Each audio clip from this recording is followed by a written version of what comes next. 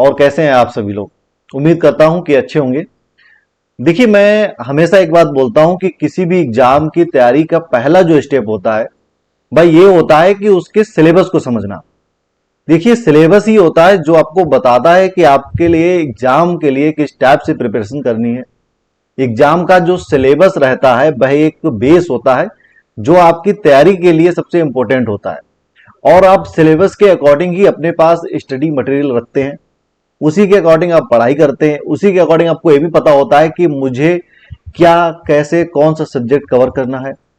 देखिए, UP PCS की अगर हम बात करें तो इसमें जो अलग अलग ईयर का एनालिसिस किया जाए अगर, तो आप ये देखेंगे कि इसमें कोई फिक्स नहीं है। इसमें ऐसा कोई फिक्स नहीं है कि पॉलिटी से ज्यादा क्वेश्चन आएंगे या हिस्ट्री से ज्यादा क्वेश्चन आएंगे या करंट अफेयर से ज्यादा क्वेश्चन आएंगे और या जियोग्राफी से ज्यादा क्वेश्चन आएंगे। और हाँ, ये भी चीज इंपॉर्टेंट है कि यूपीपीएससी के द्वारा जो पीसीएस का या जो सिविल सर्विस का एग्जामिनेशन होते हैं उनके प्रीवियस ईयर के क्वेश्चन पेपर आपके पास होनी चाहिए। और केवल होनी नहीं चाहिए, एक को उनका अच्छा आपके पास एनालिसिस होना चाहिए, आपके पास एक नॉलेज होना चाहिए कि आखिर यूपीपीसीएस का जो स्टैंडर्ड है वह क्या है। आप अगर देखेंगे तो कोई भी फिक्स नहीं है। उसमें देखा गया कि 2019 में मान लीजिए पॉलिटी से ज्यादा क्वेश्चन आ गए, तो 2020 में हिस्ट्री से आ गए, तो 2021 में करंट अफेयर से ज्यादा आ गए। तो आपको ये मान के चलना है कि सभी सब्जेक्ट आपके लिए बराबर हैं और आपको उसी हिसाब से उस पर प्रिपरेशन करनी है, उसी हिसाब से उसकी तैयारी करनी है। क्योंकि अब आपको तो पता नहीं है और ऐसा भी नहीं है कि आप वो यूपीपीएससी के चेयरमैन से या एग्जामिनेशन कंट्रोलर से पहले बात कर लेंगे कि यार इस बार कौन से सब्जेक्ट के ज्यादा क्वेश्चन आएंगे। ऐसा तो हो नहीं सकता है। तो आप ये मान के चलिए कि आपके लिए सभी सब्जेक्ट बराबर हैं। जैसे कि ये मानते हैं ना कि हमारे हाथ की सभी उंगलियां हमारे लिए बराबर होती हैं, तो इसलिए आपके पीसीएस की प्रिपरेशन के लिए सभी सब्जेक्ट आपके लिए बराबर हैं। लेकिन हाँ, एक एनालिसिस में बताता हूं, उस चीज पे थोड़ा सा फोकस करना है आपको। जैसा कि आप सभी लोग जानती होंगे कि जो इसका प्रीलिम्स एग्जाम होता है, सबसे पहले हम प्रीलिम्स एग्जाम की ही बात करते हैं क्योंकि वही एक मेन ऐसा स्टेप है जिससे आप आगे बढ़ेंगे। अगर आप इसको क्वालिफाई नहीं कर पाएंगे तो फिर आगे आपकी जो भी प्रिपरेशन हो, आपका इंटरव्यू का, आपका एक पर्सनालिटी टेस्ट के लिए कितनी भी अच्छी प्रिपरेशन हो, लेकिन जब पीएससी मौका ही नहीं देगा तो दोगे कहां। तो इसलिए जरूरी यह है कि आप सबसे पहले यूपीपीसीएस के प्रीलिम्स में जीएस फर्स्ट में अपना 90% दें और जीएस जो 2 है उसमें 10%। वो इसलिए कहता हूं, इसको आगे अच्छे से समझाता हूं। तो इसमें क्या है, जो जीएस फर्स्ट है, ठीक है, इसमें अलग अलग सब्जेक्ट आते हैं। अब अलग अलग सब्जेक्ट आते हैं, लेकिन कुछ जो मेजर सब्जेक्ट हैं जिनसे क्वेश्चन ज्यादा आते आते हैं वो ये हैं। सही है, आपका हिस्ट्री हो गया, आपका पॉलिटी हो गया और आपका जियोग्राफी हो गया, उसके अलावा आपका करंट अफेयर हो गया। तो हिस्ट्री और पॉलिटी और जियोग्राफी और करंट अफेयर, इनसे सबसे ज्यादा क्वेश्चन आते हैं। बस कभी ये हो जाता है कि हिस्ट्री से 20 क्वेश्चन पूछ लिए, पॉलिटी से 12 क्वेश्चन पूछ लिए, तो करंट अफेयर से 20 क्वेश्चन पूछ लिए।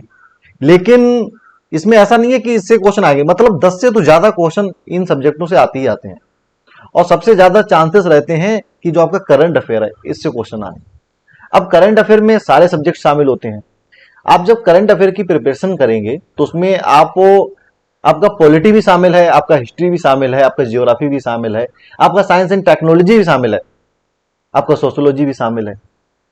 अब उसके लिए अलग से प्रिपरेशन करने की जरूरत तो होती है थोड़ी, क्योंकि देखिए हमारा जो एक सिलेबस का जो इसका क्राइटेरिया है, जो आप सिलेबस को जब कवर करेंगे तो आपको 2 टाइप से करना होगा। देखिए, कोई भी सब्जेक्ट सही, हम मान लेते हैं पॉलिटी सही, तो एक पॉलिटी का एक स्थायी नॉलेज होता है जो मतलब चेंज नहीं हुआ होता है, और एक वो नॉलेज होता है जो हर साल कुछ ना कुछ उसमें चेंजेस आते रहते हैं।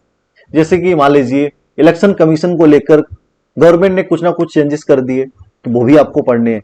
लेकिन जो पहले से एक स्थायी रूप में है, जैसे कि पार्लियामेंट क्या होता है, पार्लियामेंट कैसे वर्क करता है, पार्लियामेंट के क्या क्या पार्ट होते हैं, इंडिया के प्रेसिडेंट क्या है, इंडिया के वाइस प्रेसिडेंट क्या होते हैं, लोकसभा अध्यक्ष, राज्यसभा के सभापति क्या होते हैं, और राज्य में चीफ मिनिस्टर और राज्य में जो कैबिनेट मिनिस्टर होते हैं, ये सब क्या होते हैं। तो इसमें भी जबकि चेंजेस होते रहते हैं।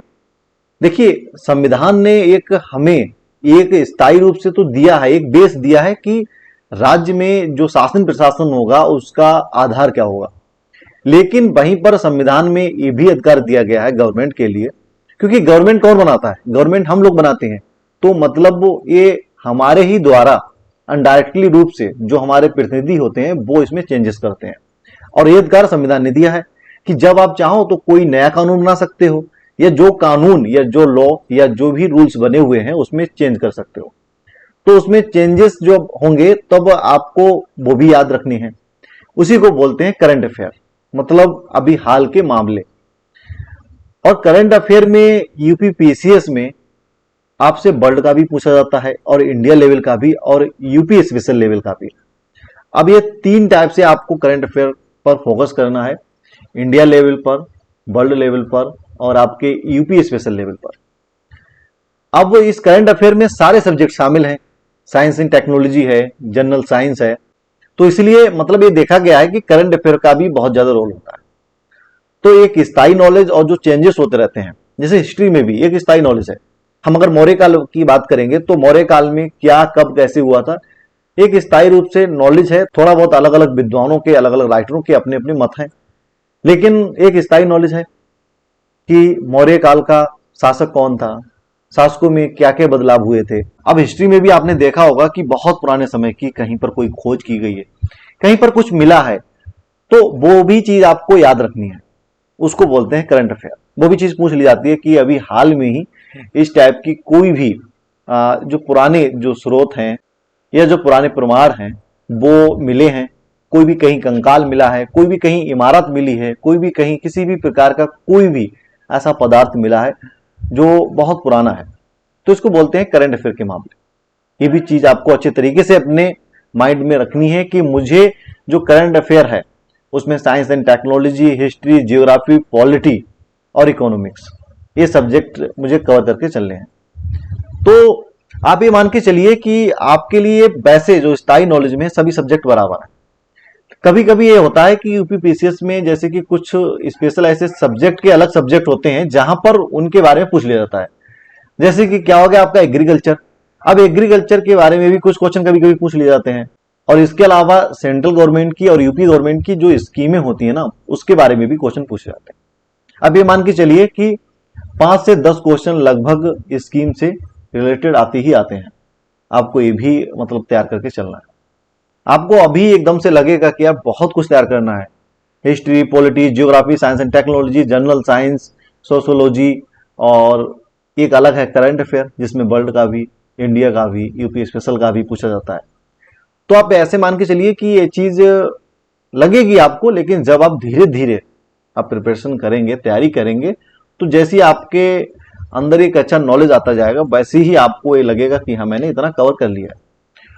और पीएससी के द्वारा जो सिलेबस दिया गया है उसी के अकॉर्डिंग आपको अपनी तैयारी करनी है। सिलेबस तो लगभग सभी के पास होगा ही होगा, सबने उम्मीद करता हूं कि प्रिंट भी करा लिया होगा, अपने पास रखा भी होगा और वह डेली उसको एनालिसिस भी करता होगा। सिलेबस आपका बेस है एग्जाम का, आप ऐसे मान के चलिए। आप कवर कैसे करें, देखिए इसमें कुछ सब्जेक्ट ऐसे होंगे जिन पर आपकी जो पकड़ है वो अच्छी होगी। किसी की पॉलिटी पे पकड़ अच्छी होगी तो किसी की हिस्ट्री पे पकड़ अच्छी होगी। तो इसको आपको एक लाना है, मतलब वो ऐसा नहीं है कि आप केवल पॉलिटी के विशेषज्ञ बन गए, बाकी आप सब्जेक्ट से आपका कोई लेना देना नहीं। तो पीएससी में केवल एक सब्जेक्ट के स्पेशलिटी के लिए कुछ नहीं, वहां पर कोई जगह ही नहीं है। ऑप्शनल सब्जेक्ट में जगह होती थी, लेकिन आज की डेट में ऑप्शनल सब्जेक्ट भी नहीं है यूपीपीसीएस के एग्जाम में। तो इसलिए किसी भी स्पेशल सब्जेक्ट के आप मसीहा ना बने, आपके लिए सभी सब्जेक्ट बराबर हैं।